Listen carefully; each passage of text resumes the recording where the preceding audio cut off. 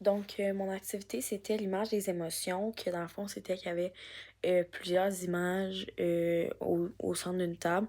Puis les personnes aînées, en fait, on leur disait de les regarder, puis de choisir une image qui leur rappelait un souvenir ou qui leur faisait vivre une émotion, puis de la prendre avec eux. Puis après ça, on faisait un tour de table, puis les gens, dans le fond, chacun leur tour expliquait leurs souvenirs, leurs émotions. Puis ça créait un beau cercle de discussion. J'étais avec Ariane Prou et Laurence Villot. Pour la première question, par rapport à mes interventions qui ont été efficaces, ben écoutez, tu sais, moi, j'ai fait beaucoup d'écoute active pendant l'animation, autant que quand on les croisait.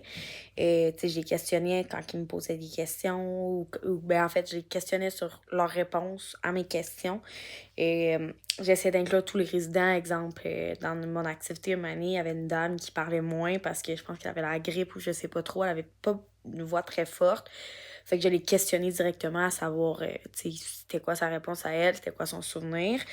Puis, en fait, c'est ça, là, je maintenais le contact visuel quand quelqu'un me parlait. J'essayais vraiment le plus possible de garder le contact visuel, de m'intéresser à ce que la personne disait devant moi.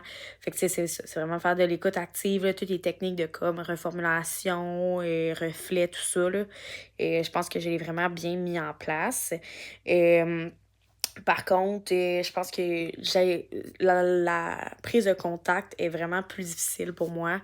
Et je pense qu'une fois que la conversation commence, ça va, mais d'aller vers les gens, c'est pas ma force. Par exemple, quand les gens rentraient dans la salle pour venir à notre activité, ben, tu sais, moi, je n'étais pas portée à me lever pour aider les personnes aînées parce que j'ai comme un blocage qui se fait en moi de comme, c'est un peu de l'âgisme ou peu importe, puis c'est vraiment inné en moi. J'essaie vraiment de porter une attention là-dessus. C'est au fil que les activités avançaient, ben, j'essayais le plus possible de me lever pour les accueillir, pour aller les chercher à la porte.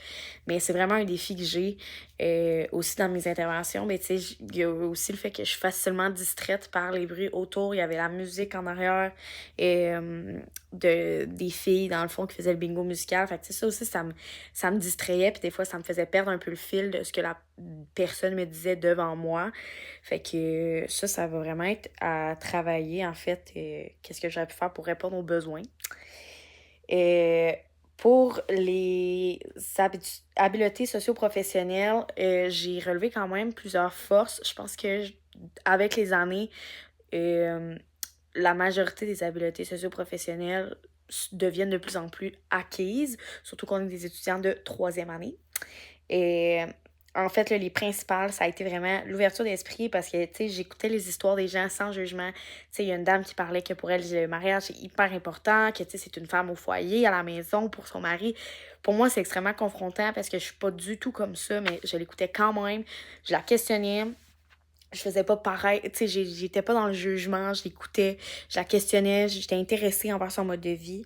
Et sinon, j'ai dit sécurité et confiance. Tu sais, pendant l'activité, j'ai leadé beaucoup l'activité. Je pense que euh, j'ai pris le lead assez facilement et ça s'est fait assez naturellement. Je pense que j'ai comme cette facilité en moi de prendre le lead, d'être à l'aise, de rendre les gens à l'aise. Encore une fois, tu sais, il y avait comme un prétexte pour entrer en contact, fait que c'était moins pire.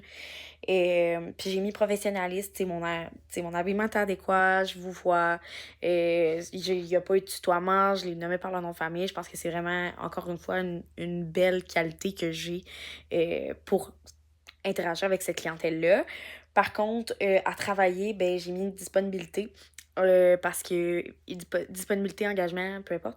Parce que justement, j'avais de la difficulté à rester concentrée dans le moment présent avec la musique qu'il y avait autour. Des fois, je me perdais un peu dans les histoires que les gens me racontaient pendant l'animation.